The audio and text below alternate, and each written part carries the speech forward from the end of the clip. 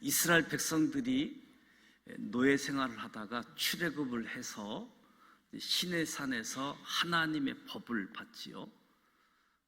민족이 형성이 되어져 있고 하나님의 법을 받고, 나라의 3요소는 국민, 헌법, 영토가 필요하잖아요. 이제 가나안 땅 영토가 주어지기 직전에 이 모압 땅에서 모세를 통해서 마지막 설교이기도 한데, 가네스 바네아에서 12 정탐꾼들이 정탐한 결과 40년간 광야 생활을 하게 되어질 때, 그때부터 만나 세대의 훈련이 시작되어졌다. 출애굽 1세대와 만나 세대, 그리고 신명기 말씀은 이 만나 세대에게 졸업식 설교라고도 이야기하고, 가나안 땅에 들어가서 이 졸업식 설교를 가지고 살으라. 우리가 학교에서 공부를 하고 특별히 졸업식 때 들은 훈화의 말씀을 가지고 삶의 자리에서 살아야 되는 것처럼, 신명기 말씀은 그래서 만나 세대 졸업식 설교라고도 표현을 하는데, 이스라엘 3대 절기를 잘 지켜라. 삶의 현장에서 하나님과 동행하는 삶을 사는 거지요. 뿐만 아니라 그것만 잘해서가 아니라 재판을 굽게 하지 말아라. 공의롭게 해라. 그래서 사람을 외모로 보지 말고 특별히 뇌물을 받지 말아라. 이 모습은 공의로운 재판을 할 수 없는 상황이기 때문에 재판을 무엇보다도 우리 실생활의 가장 기본이 되어지는 이런 부분들이지요. 근데 요즘 사회는 삼심제이기 때문에 대법원에서 판결 나기 전까지는 분명한 죄라고도 할 수 있는데도 불구하고 아직 미확정이라고 하는 모습 속에서 너무 생각지 못한 일들, 현상들이 오늘 삶의 현장에 나오게 되어지는데, 특히 정치 분야에서 그렇게 되어지다 보니까 우리 일상생활에 미치는 영향들이 굉장히 크잖아요. 오히려 정치 쪽에서 이 법, 도덕, 이 기준이 좀 강화되어야 되는데 그런 부분이 다 무너져가는 아주 혼란스러운 그런 모습들을 보게 되어지지요.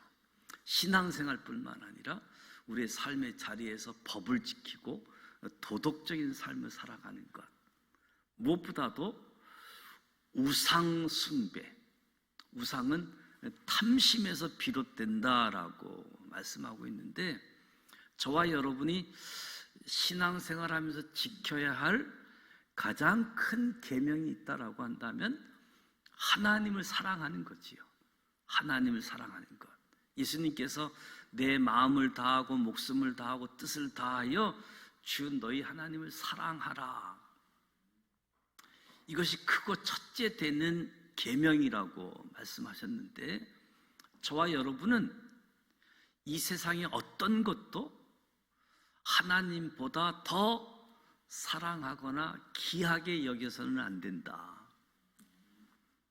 근데 우리 삶의 자리에서 남자들은 성공에 대한 욕심도 있고, 우리 여성들은 아름다움에 대한 욕심이 있고, 많은 사람들이 가지고 있는 부에 대한 욕심도 있고, 건강에 대한 욕심도 있지요.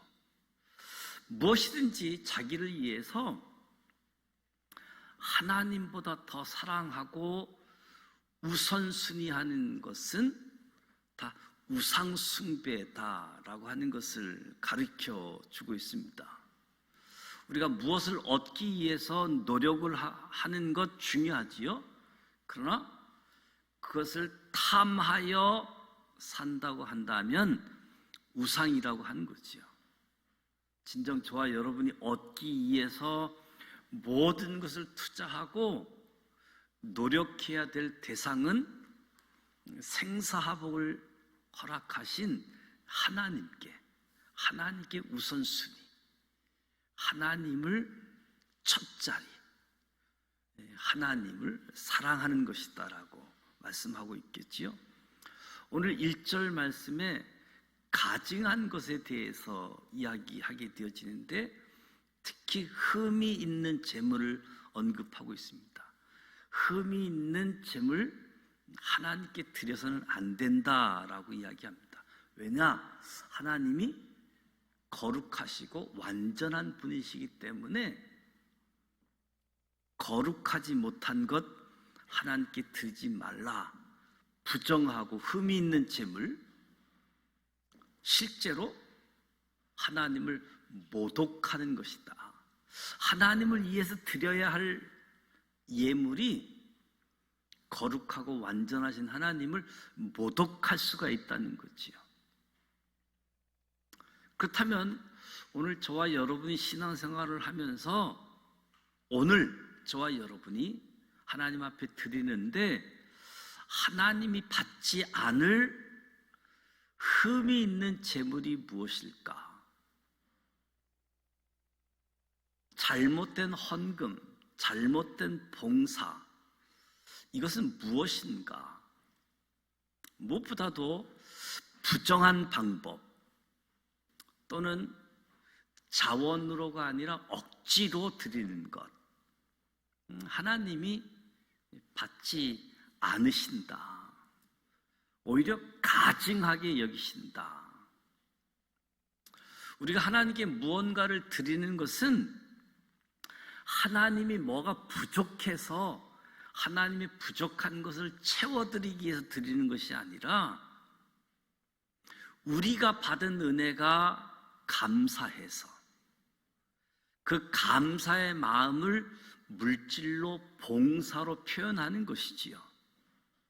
하나님이 부족해서 뭔가를 드리는 것이 아니라 은혜, 감사, 이것을 표현해서 나타내는 것이 우리 신앙을 표현하는 거지요. 사도 바울은 로마서 12장에서 너희 몸을 하나님이 기뻐하시는 거룩한 산 제사로 드리라. 우리의 몸이 산 제물이 되어야지 된다라고 이야기합니다. 우리 삶의 일부가 아니라 삶의 전 영역이 하나님이 기뻐하시는 삶이 되어야 된다. 주일날 하루, 수요일날 또는 새벽, 금요일 구역 예배 구별된 그 시간만 드리는 것이 아니라 주어진 나의 모든 시간들을 하나님께 드리는, 그러니까 삶의 전 영역이 하나님이 기뻐하시는 헌신의 삶이 되어야 되는 거지요. 오늘 저와 여러분은 교회에서 만나지만 교회 바깥에서 어떻게 생활하는지는 사실 잘 모른다고요. 그러나 그 잘 모름도 어느 순간에는 다 드러나게 되어지지요. 그래서 오늘 1절 말씀을 통해서 깨끗한 물질, 또 우리 몸의 봉사로 하나님을 섬길 뿐만 아니라 우리의 전체 생활이 흠없고 정결한 재물에 대해서 하나님이 기뻐 받으실 만한 재물이 되도록 하자. 오늘 1절 흠없는 재물, 하나님 받으실 만한 재물을 이야기하면서 2절에서 7절 말씀은 가증한 일이 있다면 교회의 7위권을 이야기합니다. 교회의 7위권은 반드시 시행되어야지 된다는 거지요. 2절에서 7절 말씀은 우상 숭배한 사람들을 어떻게 처리할 것인가 규정하고 있는데, 우상 숭배 혐의가 있는 사람 심사를 통해서 확인하고 그것이 사실로 밝혀질 경우 돌로 쳐 죽이라라고 이야기합니다. 이 하나님의 공동체 안에서, 이 신앙의 공동체 안에서 사실을 확인하고 돌로 쳐 죽이라. 무자비해 보이잖아요. 그럼에도 불구하고 순수한 하나님의 신앙을 보존하는 차원에서 이스라엘 백성들이 우상 숭배 처리하는 규례를 지켜야만 했던 거지요. 순종해야만 했던 거지요. 이스라엘 백성들은 만민 중에 택함 받은 하나님의 선민으로서 신앙적인 순결은 자신들의 생명만큼 중요했다. 이스라엘 민족을 샘플로, 모델로 삼아서 이 땅에 살고 있는 모든 민족이 이스라엘 민족처럼 하나님을 섬길 수 있도록 샘플 모델로 섬긴 건데, 이 모델이 잘못되어지면 나머지 민족도 다 잘못된 모습으로 나아가게 되어지는 거지요. 그래서 신앙의 순결성은 생명만큼 중요한 거기 때문에 하나님에 대한 올바른 신앙을 보존해야지 되는 것, 이것은 오늘 우리 교회 안에서도 동일한 거지요. 교회 안에서 하나님에 대한 신앙의 순결함. 그래서 교회 안에서 발생되어진 범죄 반드시 처리하고 시행해야지 되는데, 오늘 교회에서 이런 모습을 찾아보기가 거의 어렵습니다. 교회에서 누구누구를 치리했다 가끔씩 들어볼 수 있는 이야기인데, 교회들이 하나님의 말씀에 권위를 세우고 교회의 순결을 보존하고 성도들의 신앙을 올바로 세워야 되는데, 교회가 여기밖에 없느냐, 다른 교회로 옮겨가려고 그러다 보니까 잘못된 것 지적도 잘 못하게 되어지는 모습이죠. 그래서 말씀에 비춰보면 정상적이지 못한 일들, 그래서 교회가 교회로서 기능을 다하지 못하는 모습들이 많이 있는 거지요. 성경은 교회의 순결, 말씀이 더럽혀지는 것, 말씀의 권위를 손상시키는 것, 이 부분에 대해서는 치리권을 성실하게 행사할 것을 요청하고 있는 거지요. 그래서 2절, 5절 말씀을 보면 이스라엘 공동체 안에서 우상 숭배 혐의가 있는 사람이 있을 경우 사실 여부를 확인하라. 사실로 확인되어지면 당사자를 성문으로 끌어내어 돌로 쳐 죽이라. 아주 단호하면서도 확고한 명령이지요. 일명 무자비한 명령이라고도 이야기할 수 있겠지요. 우리 기독교의 근본 원리는 사랑인데, 이 사랑의 정신에도 배치되는 것과 같지요. 우리가 기억할 것은 사랑의 종교라고 해서 항상 모든 죄악을 다 용납하는 것은 아니다. 그렇게 되어질 때 교회가 죄를 양산하고 범죄자를 옹호하는 집단으로 비난을 면치 못하게 되어지는 거지요. 사랑의 종교, 죄 용서하는 것, 그 두 가지 측면에서 개인적인 차원, 다른 사람이 나에게 죄를 지었을 때는, 개인적으로 나에게 죄를 지었을 때는 얼마든지 용납하고 용서해 줘야 된다. 예수님은 70번씩 7번이라도 용서하라고 말씀하시지요. 개인적인 죄에 대해서만큼은 무제한으로 용서하라는 겁니다. 무제한으로. 저쪽에서 잘못해놓고 미안한 표정도 없고 잘못했다는 신웅도 없고 그것과 상관없이 무제한적으로 용서해 주라라고 이야기합니다. 그러나 이 신앙 공동체 안에서 발생한 죄에 대해서는 단호하게 대처하라. 신속하게 척결해라. 신앙 공동체 분위기, 신앙의 순수성을 해치는 죄악은 어떤 경우에도 용납하고 방치해서는 안 된다는 거지요. 적은 누룩이 온 덩어리 퍼지는 아주 순식간의 일이기 때문에 신속하게 대처해서 그 공동체의 신앙을 세워가도록. 그렇지 않으면 공동체가 멸망으로 달려가는 어리석인 행위가 되어진다.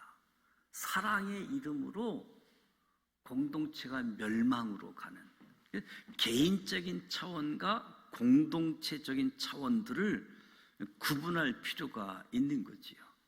개인적인 가오 실수는 사랑으로 용서하되 공동체 안에서 발생한 죄악에 대해서 신속하게 대처하고 치리할 것을 말씀합니다.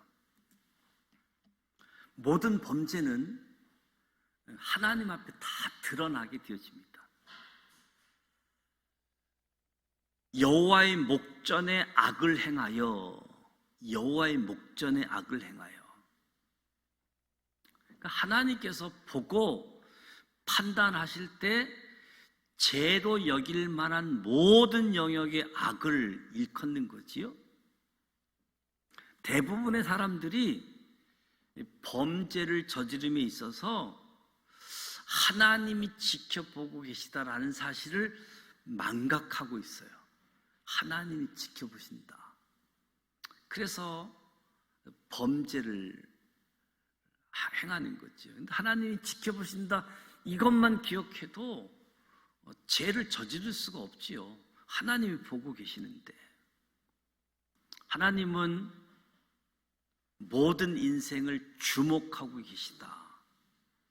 하나님은 주목하고 계시는데 저와 여러분의 속마음까지도 감찰하신다는 거예요. 그러니까 누구도 하나님을 속일 수가 없는 겁니다. 죄악은 다 드러나게 되어져 있다. 그래서 하나님은 모든 행위와 모든 은밀한 일을 선악간에 심판하시는 분으로 말씀하고 있지요. 감추인 것이 드러나지 않을 것이 없고 숨은 것이 알려지지 않은 것이 없다. 실제 성경을 우리가 보면서도 은밀히 행해진 일들이 다 밝혀지잖아요. 가인이 아벨을 살해한 일, 아무도 모르는 것 같았는데 하나님이 보셨다.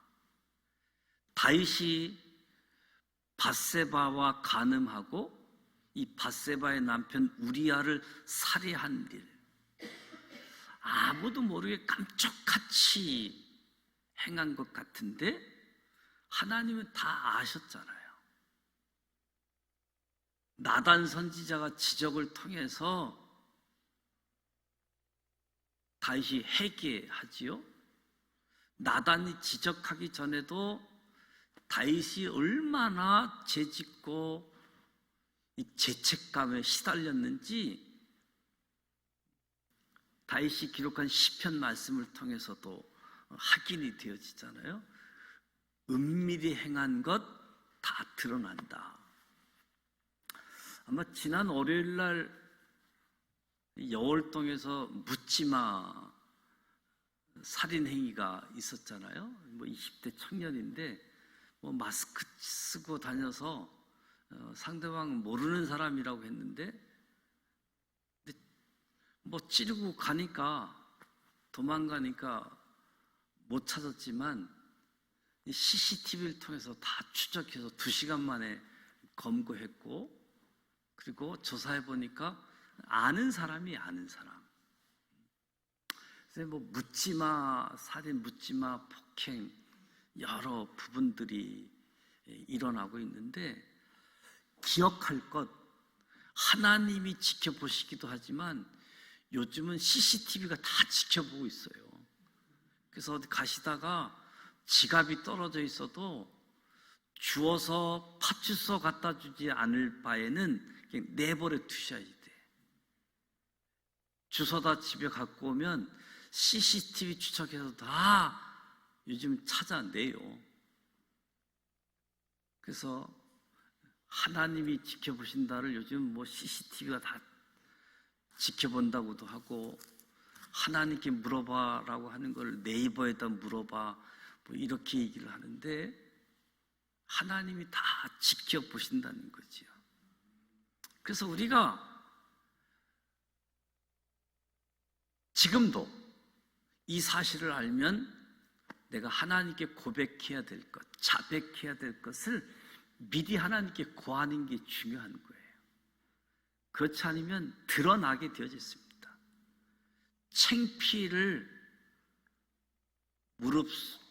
창피뿐만 아니라 형사처벌까지도 연결되어지는 일들이 있잖아요.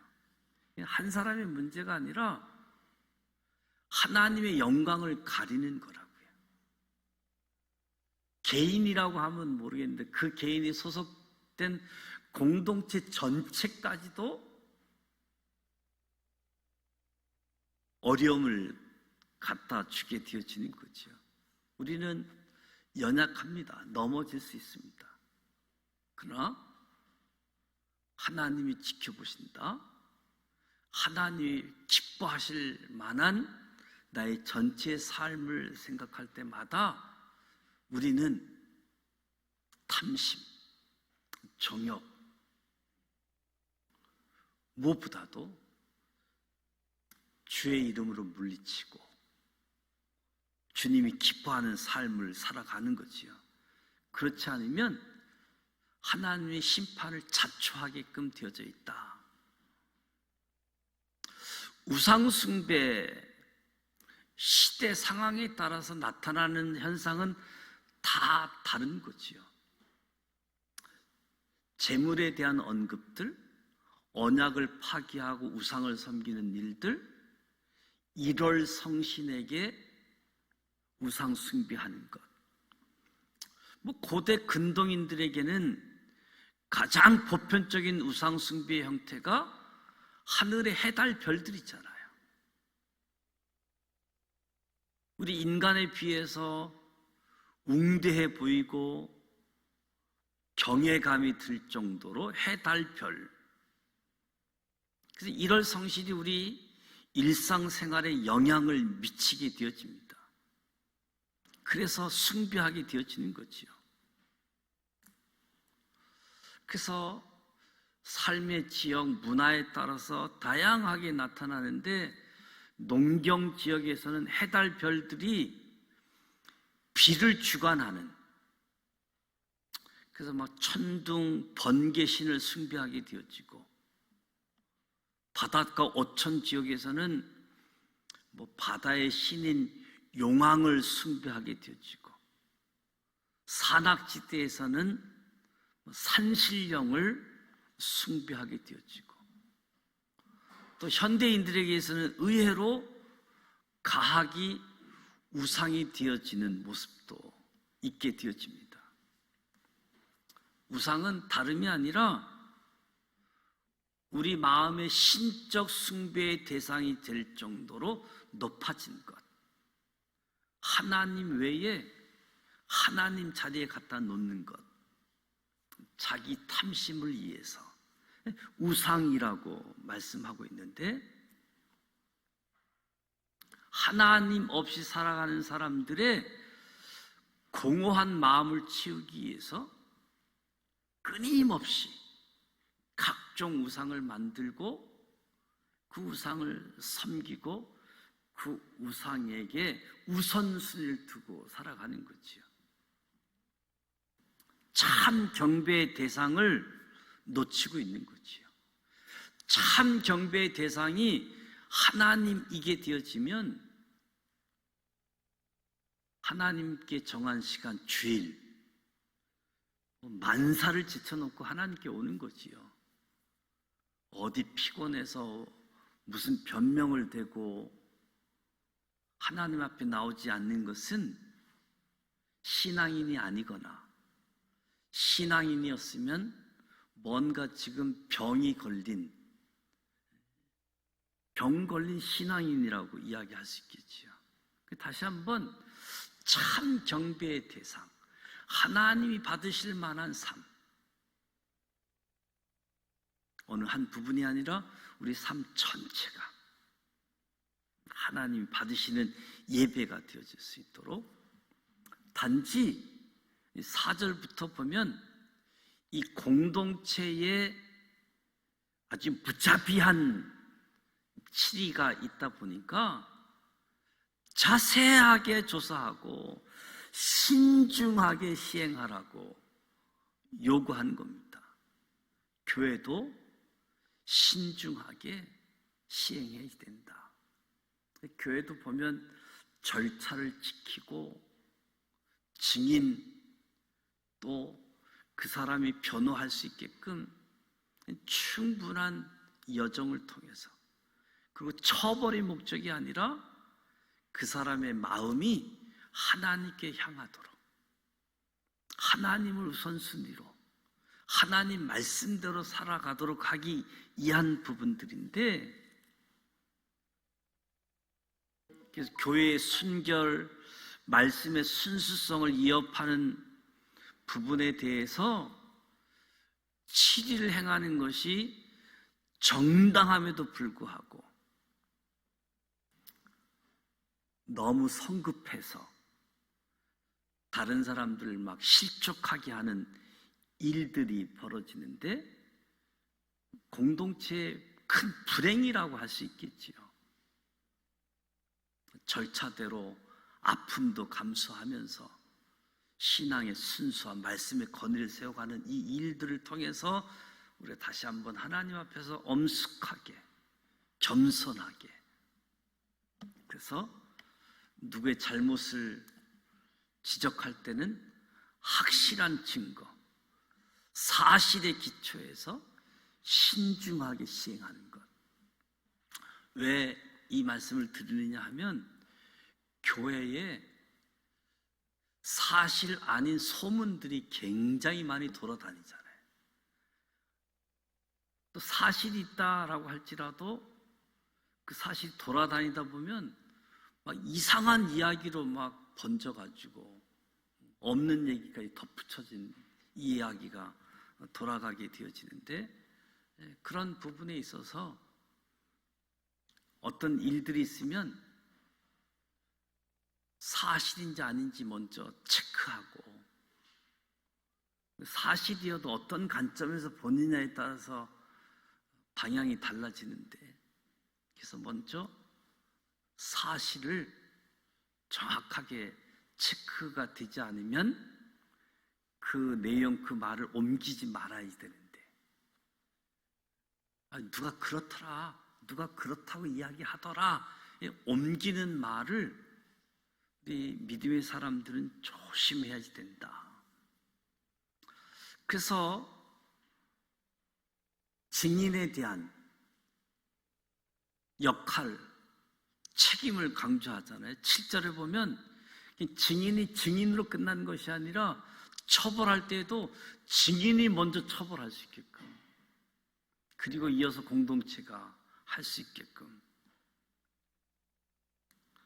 단지 증언하로만 끝나는 것이 아니라 증인에 대한 전적인 책임을 가지고, 전적인 책임, 이것은 하나님 때문에 그런 거잖아요. 하나님에 대한 신앙, 하나님의 부르심, 하나님의 영광을 가리고 하나님의 기쁨으로 받아야 될 상황들이니까 신중하고, 그래서 무엇보다도 합평케 하는 사람들. 그래서 저는 늘 강조하는 것이, 하나님과의 관계는 우리는 하나님을 섬기는 사람들이다. 하나님을 섬기기 위해서 모이는 것이고, 우리 성도들과는 화목한 것, 믿음의 식구들과는 화목한 것, 믿지 않는 사람들과의 관계에서는 나누는 관계, 말씀을 나누고 물질을 나누고. 그래서 우리의 신앙이 전 삶의 영역들이 하나님이 받으실 만한 재물, 우리의 봉사, 동기부여가 하나님이 기뻐 받으실 만한, 그래서 저와 여러분이 참석하는 모임, 저와 여러분이 소속되어져 있는 그 모임이 하나님에 대한 신앙의 순수성, 하나님을 첫자리에 모시는, 하나님을 사랑하는 사람들, 저와 여러분이 되시기를 주님의 이름으로 축복합니다.